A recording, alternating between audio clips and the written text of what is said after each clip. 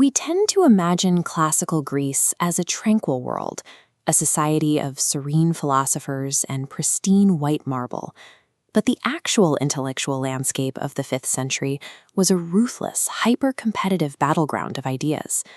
When democracy emerged in Athens, it blew open a massive power vacuum. For the first time, the trajectory of a city-state was determined not by a single crown, but by the collective decision of the crowd. The traditional justifications for ruling, ancient bloodlines or the divine whims of the gods, rapidly lost their authority in this new arena.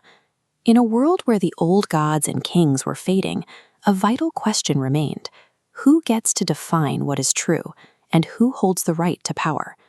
The theater functioned as the first public forum where citizens gathered to test and critique the limits of power. These tragedies presented the thesis of the old world, the belief that power is predetermined, rigid, and absolute. The story of Oedipus illustrated the futility of this old-world power. Despite his status as a king, his political authority proved completely useless against the absolute forces of nature and fate.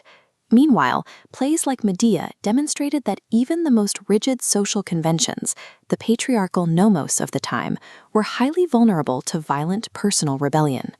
By systematically showing that traditional power structures were flawed and vulnerable, the theater left the door open for a new type of ruler to step into the light. Into this opening stepped the antithesis to the old world, the Sophists.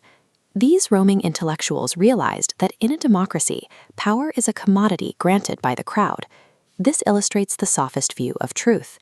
Their most famous member, Protagoras, argued that man is the measure of all things, implying that truth is entirely relative and subjective to human perception. The sophist Gorgias took this further, teaching that language is a drug, a tool designed specifically to manipulate the masses and make the weaker argument defeat the stronger. Operating as intellectual mercenaries, the Sophists sold this rhetorical excellence, or arete, as a political tool for wealthy youths seeking influence. This worldview suggested a dark reality for the city. If justice is merely whatever the most persuasive speaker says it is, then society is governed by nothing more than the rule of the stronger. To prevent this collapse into relativism, Socrates, Plato, and Aristotle launched an intellectual counterattack against the Sophists. These philosophers viewed the Sophists as prostitutes of wisdom who reduced truth to a popularity contest. Plato championed the dialectic method, a system of arriving at truth through opposing arguments. Instead of using rhetoric to win a crowd, he used logic to dismantle the Sophists' claims. By replacing the goal of winning an argument with a rigorous methodology for uncovering permanent truths, these thinkers transformed political thought into a structured academic discipline. Here, justice and equality are objective, natural realities, physis, not temporary human customs, nomos.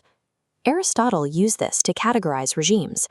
Stable governments root themselves in nature's laws, while tyrannies rely on human whim. For these philosophers, legitimate power could only be held by leaders who were strictly grounded in this universal objective justice. When independent Greece eventually fell to the Roman Republic, the victors found themselves conquered by the ideas of the vanquished. The Romans won the physical war, but the Greeks won the intellectual one. Greek philosophical structures became the foundational operating system for the Roman Empire, providing the logic for its laws and its administration. Figures like the Stoic Epictetus and the biographer Plutarch carried the torch, preserving the tradition through the height of Roman power. This rigor extended to the physical sciences, with the physician Galen applying Greek intellectual structures to medicine and anatomy. Even as the center of power shifted, these Greek traditions persisted in hubs like Alexandria, surviving long after the independent city-states had vanished. The Greek framework for debating power proved robust enough to survive the full collapse of the civilization that invented it. Looking at these ancient manuscripts, it becomes clear that the Greek intellectual project was never actually finished. Our modern battles over media manipulation and political spin are essentially the sophist view in action, the idea that truth is relative and power belongs to the most persuasive speaker. We counter that with the enduring philosophical view, the belief that truth is objective and power requires justice, which still forms the basis of our legal systems and human rights.